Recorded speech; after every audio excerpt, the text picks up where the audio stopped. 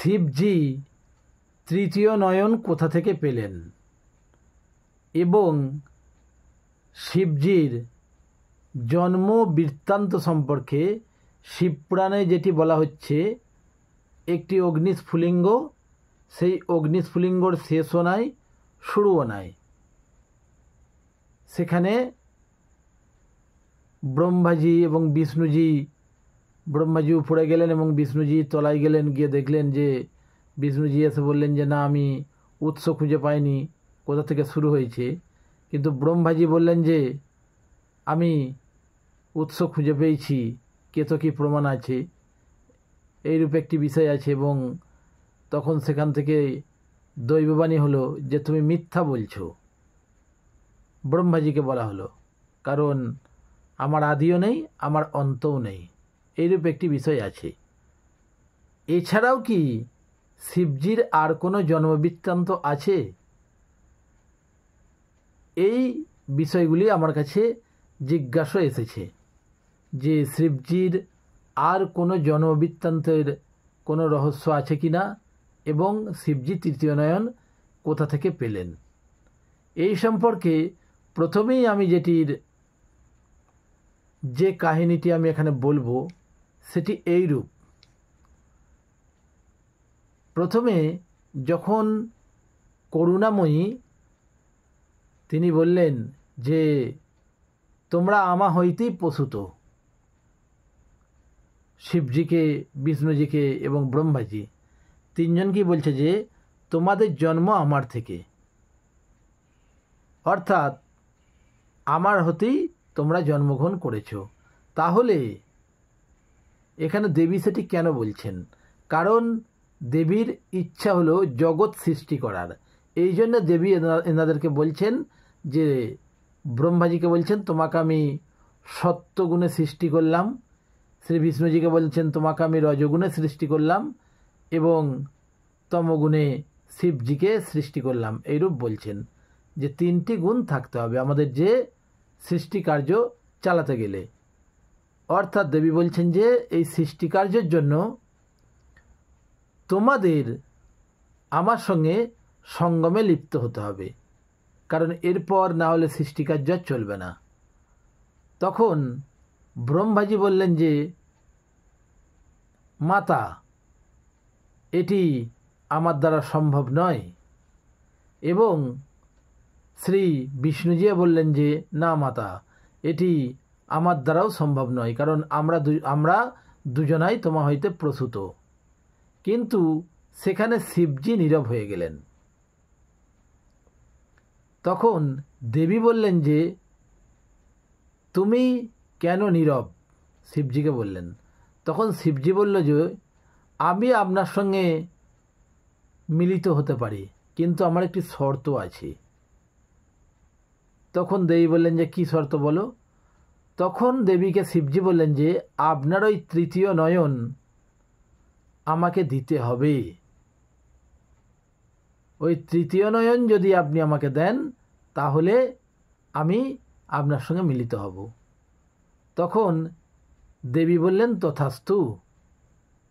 তিনি তখন ওই তৃতীয় নয়ন শিবজিকে প্রদান করলেন। কিন্তু ঘটল তার বিপরীত। শিবজি প্রথমেই ওই তৃতীয় নয়ন পেয়ে ভস্মরূপে পরিণত করলেন দেবীকে। কারণ যখনই ব্রহ্মাজি এবং বিষ্ণুজি বলেছিলেন যে না দেবী, আপনার সঙ্গে আমরা মিলিত হতে পারবো না, তখনই দেবী কিন্তু ওই তৃতীয় নয়ন দিয়ে ব্রহ্মা এবং বিষ্ণুজিকে, ব্রহ্মাজি এবং বিষ্ণুজিকে তিনি ভস্মে পরিণত করেছিলেন। পুরো ঘটনাটি শিবজি লক্ষ্য করেছিলেন। তখনই তিনি দেবীকে বললেন যে আমার তৃতীয় নয়ন প্রয়োজন। তখন তিনি তৃতীয় নয়ন নিয়ে দেবীকে ভস্মে রূপান্তরিত করলেন। এই পর্যন্ত তো গেল, কিন্তু এরপর কি হবে? সৃষ্টি তো করতে হবে। শিবজি সেটি ভাবছেন।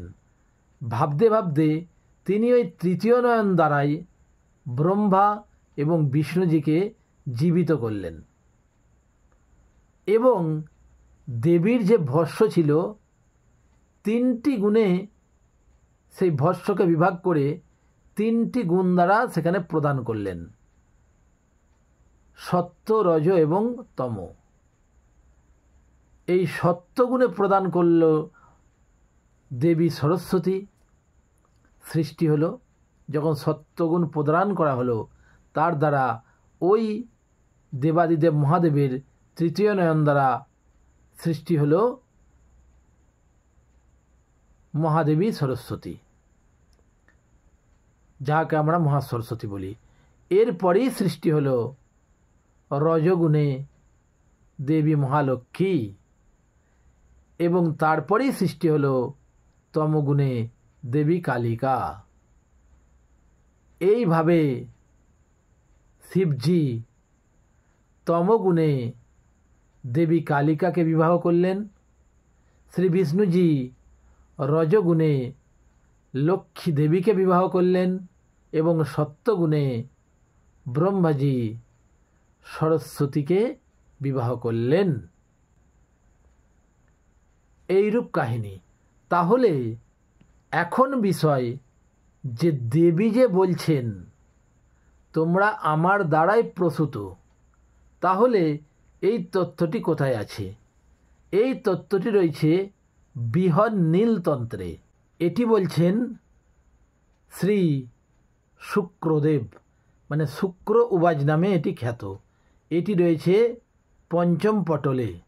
ব্রহ্মা বিষ্ণু শিবানাং চ প্রসূতে করুণাময়ী জরানাং জ্ঞানদে দেবী ত্রাহি মাং শরণাঙ্গতম। অর্থাৎ বৃহৎ নীলতন্ত্রের 5ম পটলে আমরা শ্রী শুক্র উবাচ আমরা এই বিষয়টি পাচ্ছি।